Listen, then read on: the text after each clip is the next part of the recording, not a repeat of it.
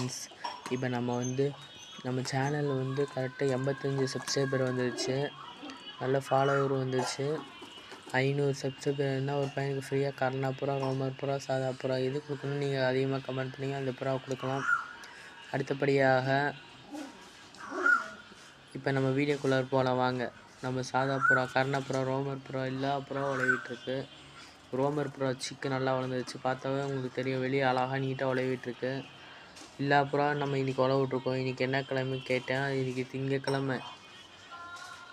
பள்ளப்பட்டியில் ஒரு 3 நாளாக நல்லா மழைனால நம்ம புறா உழவுல இன்றைக்கி தான் உழவிட்ருக்கோம். நல்லபடியாக எல்லாமே குளிச்சிட்ருக்கு. பார்த்தா உங்களுக்கு தெரியும், ஃபுல்லாக தண்ணியில் அழகாக நீட்டாக குளிச்சுட்டு இப்போ அப்படியே ஃபுல்லாக புது புறா மாதிரி அழகாக நீட்டாக ஆகும். அது உடம்புல இருக்க பூச்சி எல்லாமே போகும் கைஸ்.